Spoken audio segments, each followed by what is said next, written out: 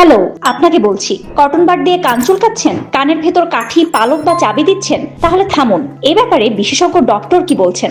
দোকান থেকে কানের কটন বাড কিনবেন না, কিনে আপনারা কান খোঁচাবেন না। এতে হয় যে কানের যে ভিতরের স্কিন আছে সেটা ইরোশন হয়, সেটা ছিলে যায় এবং সেখানে ইনফেকশন হয়। কটন বাড না কিনতে পারলে সে কি হবে, তারা ম্যাচের কাঠি হোক, চাবি হোক, রিং হোক বা কোনো মুরগির পালক, কবুতরের পালক, এগুলো দিয়ে কান খোঁচাতে থাকে এবং এরপরে যেটা হয় সেটা হচ্ছে যে কানের ভিতরে ফাঙ্গাল ইনফেকশন নিয়ে আসে এবং সেটা প্রচন্ড ব্যথা করে, কান দিয়ে পুঁজ পড়ে এবং রোগী তীব্র ব্যথায় রাতে ঘুমাতে পারে না, রীতিমতো পুরা অবস্থা খারাপ। ওই জন্য আমি বলবো যে এই জায়গায় একটু সতর্কতার প্রয়োজন আছে। কানের ভিতরে আমাদের কিছু হেয়ার ফলিকল মানে কিছু পশম থাকে, যে পশমের গোড়াতে কিছু গ্রন্থি থাকে, যে গ্রন্থিগুলোর কাজই হচ্ছে ময়লা তৈরি করা এবং এটা একটা কানের সহজাত একটা প্রবৃত্তি। কানে ময়লা তৈরি হয় এবং এই ময়লা নিজে নিজেই বের হয়ে যায়। ম্যাক্সিমাম ক্ষেত্রে আমাদের এই কানের ময়লা পরিষ্কার করার প্রয়োজন হয় না। কারো কারো ক্ষেত্রে দেখা যায় যে এই গ্রন্থিগুলোর যে সিক্রেশন সেগুলো অনেক সময় ব্যালেন্সটা ঠিকমতো মেনটেন করে না এবং তখন দেখা যায় যে কানে ময়লা জমে যায়। কিন্তু সেই ক্ষেত্রেও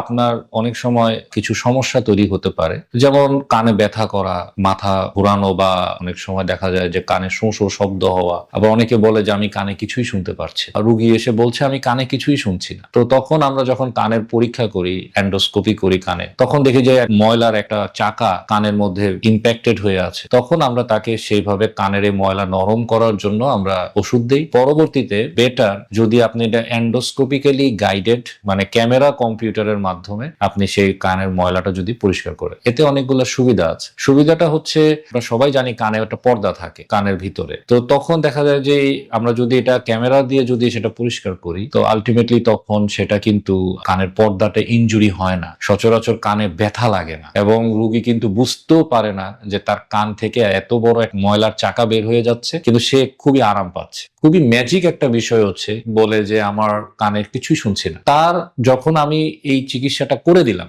নেক্সট সেকেন্ড তাকে যদি বলি যে আপনি কি এখন কানে শুনছেন, সে বলে আমি সবই শুনি। আমি আমার সব দর্শকদেরকে এটাই বলবো যে আপনারা ফার্মেসি বা যে কোনো দোকান থেকে কানের কটন বাড কিনবেন না, কিনে আপনারা কান খোঁচাবেন না। এতে হয় যে কানের যে ভিতরের স্কিন আছে সেটা ইরোশন হয়, সেটা ছিলে যায় এবং সেখানে ইনফেকশন হয়। এটা হলো একটা। আবার অনেক আছে গ্রামের যারা মানুষ, তারা দেখা যায় যে কটন বাড না কিনতে পারলে সে কি হবে, তারা ম্যাচের কাঠি হোক, চাবি হোক, রিং হোক বা কোনো মুরগির পালক, কবুতরের পালক, এগুলো দিয়ে কান খোঁচাতে থাকে এবং এরপরে যেটা হয় সেটা হচ্ছে যে কানের ভিতরে ফাঙ্গাল ইনফেকশন নিয়ে আসে এবং সেটা প্রচন্ড ব্যথা করে, কান দিয়ে পুঁজ পড়ে এবং রোগী তীব্র ব্যথায় রাতে ঘুমাতে পারে না, রীতিমতো পুরা অবস্থা খারাপ। ওই জন্য আমি বলবো যে এই জায়গায় একটু সতর্কতার প্রয়োজন আছে। কান খোঁচানো যাবে না এবং কান যে কোনো জিনিস দিয়ে খোঁচানো যাবে। সরিষার তেল দেওয়াটা ঠিক না।